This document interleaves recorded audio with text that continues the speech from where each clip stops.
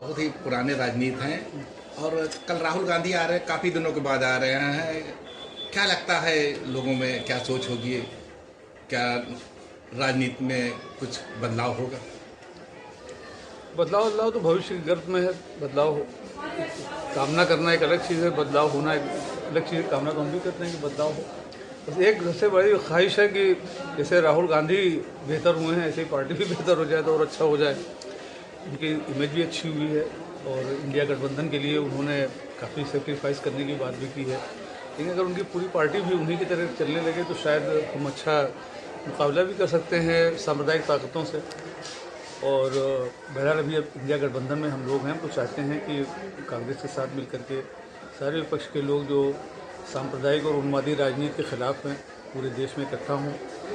अपने व्यक्तिगत कारणों से और ईडी की वजह से, जैसे हम लोग जफर साहब के यहाँ पढ़ते थे उनकी छड़ी से डरते थे, वैसे ही ईडी से सारा विपक्ष लगा हुआ है और सभी भागे भागे फिर रहे हैं। लेकिन ये है कि ऐसे लोग अच्छा है, अगर अपने लिए आदमी राजनीति कर रहा है तो कल जाता है आज चला जाए, और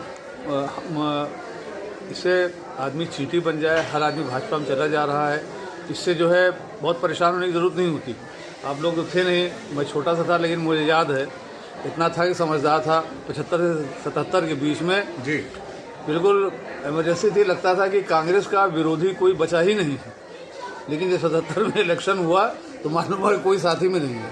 तो अगर सारे लोग मोदीमय हो गए हैं तो इससे परेशान होने की ज़रूरत नहीं है। आम आदमी पार्टी इंडिया गठबंधन में शामिल हो चुकी है। सीट शेयरिंग का मामला पंजाब या दिल्ली में क्या हुआ? बातचीत चल रही है और दोनों पार्टियां पॉजिटिव हैं। क्या बयान आता है किसी का वो बहुत महत्वपूर्ण नहीं होता है। गठबंधन का इंतजार करना चाहिए, सीट शेयरिंग का इंतजार करना चाहिए। और अभी 3 तारीख को हमारी पार्टी की बैठक थी राष्ट्रीय स्तर पे, मैं दिल्ली में था, जहाँ पे कहा भी गया हम लोगों से कि नहीं ये गठबंधन होगा। पार्टी नेतृत्व की तरफ से कहा गया कि गठबंधन होगा और हम लोग बहुत ज़्यादा हाथ पैर भी नहीं फैला रहे हैं। सिर्फ दिल्ली, पंजाब और गुजरात, इस तरह बहुत ख़ास जगहों पर हम बात कर रहे हैं। बाकी पूरे इंडिया गठबंधन को पूरे देश में सपोर्ट करेंगे। कल राहुल गांधी जो है न्याय यात्रा लेके आ रहे हैं, अमेठी आ रहे हैं, क्या होगा, जो कितना फर्क पड़ने वाला है ये 2 सीटों पे, रायबरेली और अमेठी के लिए?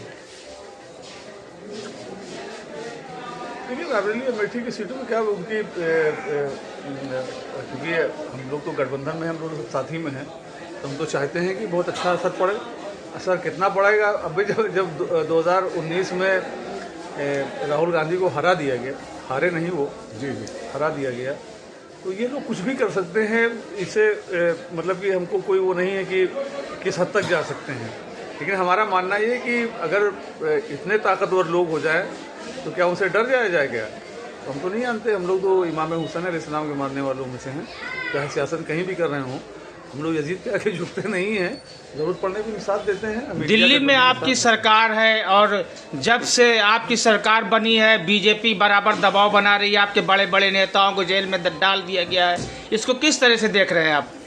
इसको तो बहुत आसानी से देख सकते हैं कि हमारी पार्टी में कोई अशोक चौहान जैसा नहीं है, और ये जो आपके कमलनाथ जैसे लोग नहीं है। हमारी पार्टी में तुम जिंदगी भर जेल में रखो लेकिन हम न बिकेंगे और न टूटेंगे, हम लड़ेंगे। जो भी बोलने वाला होता है, जैसे संजय सिंह थे, उनको भी जो है जेल में डाल दिया गया, अभी तक जमानत शायद नहीं हो पाई है। तो किस तरह ये बदले की राजनीति जो हो रही है, किस तरह देखते हैं आप इसको? मतलब ये हद हो गई। मतलब डिक्टेटरशिप की इंतहा तो जर्मनी में हिटलर नहीं किया था, और हिटलर का क्या हुआ आप लोग भी देख चुके हैं। तो जो हिटलर का हुआ है वही इन लोगों का भी होगा। यहाँ तो आने वाले समय में लोकसभा चुनाव है, क्या करना चाहते हैं आप? हमारी इच्छा यही है, हमारी ख्वाहिश यही है कि पूरा विपक्ष मिलकर के पूरे देश में चुनाव लड़े, और इनको मैक्सिमम कभी 40% से आगे ये लोग कभी गए नहीं। इसका मतलब 60% लोग इनके विरुद्ध हैं।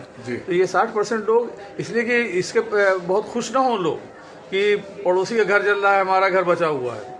वो किसी शायर का शेर है ना कि लगेगी आग तो आएंगे घर सभी जद में, तुम्हारी यहाँ पे सिर्फ हमारा मकान थोड़ी ही है। तो जो आज उनके साथ लगता है कि बीजेपी की मुखालफत की ज़रूरत नहीं है, कल वो भी जद में आएंगे, कोई बचेगा तो नहीं। तो जिस तरह का आज माहौल है, नफसी नफसा का आलम है, क्या संदेश देना चाहेंगे आप? सिर्फ देशवासियों को और अपने पार्टी के लोगों को? अपनी पार्टी के लोगों को, अपने देशवासियों को, अपने वतन के सभी लोगों को मेरा ये मशवरा है कि जुल्म के खिलाफ जिस स्तर पे जो जहाँ पे खड़ा हो सकता है वो खड़ा हो। लड़ने का मतलब ये नहीं है, और लड़ने का एक और हमारा मशवरा है कि ये कोई लड़ाई धार्मिक लड़ाई नहीं है। वो लोग इसको ये रंग देने, हमारा अपने मुस्लिम भाइयों से भी अपील है कि वो धार्मिक रंग पे मत जाएं। ये सिर्फ उनका कतई धार्मिक लोग नहीं है, सब ये धर्म का दुरुपयोग कर रहे हैं, जैसे कि औरंगजेब ने किया था, जैसे कि हिटलर ने किया था, वैसे ही ये कर रहे हैं। इनका धर्म से कोई लेना देना नहीं है। और सही धर्म ये होता है, सही मजहब ये होता है कि जो मजलूम हो, जो पीड़ित हो, चाहे वो हिंदू हो, मुसलमान हो, अगड़ा हो, पिछड़ा हो, दलित हो, हम उसके लिए लड़ें। यही धर्म होता है, यही मजहब है, और इसी के लिए सियासत भी करना चाहिए। मेरी सबसे दरख्वास्त है कि आज इससे मुँह चुरा करके ऊँट जो है, जब रेगिस्तान में तूफान आता है तो ऊँट जो है वो किसी टीले में रेत के अपना मुंह डाल देता है। वो समझता है कि हम तूफान को नहीं देख रहे हैं तो तूफान भी हमको नहीं देख रहा होगा, और उस ऊँट के ऊपर टीला बन जाता है, वो मर जाता है। जो लोग इसका प्रतिरोध नहीं कर रहे हैं, जो लोग समझते हैं कि इकट्ठा होने की ज़रूरत नहीं है, वो उसी ऊँट की तरह सोच रहे हैं। और बदलता है, कोई भी डिक्टेटर पूरे दुनिया में कभी नहीं रहा। यजीद का तो यह बुरा हाल हुआ था कि मरने के बाद कब्र से लाश निकाल के लोगों ने उसके हिसाब बराबर किया था। तो सबके साथ यही होता है, लेकिन ये भी नहीं टिकेंगे। लेकिन जब तक है, जब तक झेलना पड़ेगा। और हमारा तो उनसे भी अपील है जो लोग सिर्फ जीत का मजा चखना चाहते हैं, चाहे वो कांग्रेस के लोग हों या विपक्ष की किसी पार्टी, कोई भी पार्टी हो, वो हमेशा सत्ता ही मेरे के राजनीति नहीं की आती है। विपक्ष में अकेले औरंगजेब ने 50 साल हुकूमत किया था, 53 साल कांग्रेस ने यहाँ पर हुकूमत किया है। तो 10 साल में हाँफने की जरूरत नहीं है। पूरी ताकत लगाइए कि 2024 में इनसे मुक्ति मिले, और अगर नहीं मिलती तभी परेशान होने की जरूरत नहीं है।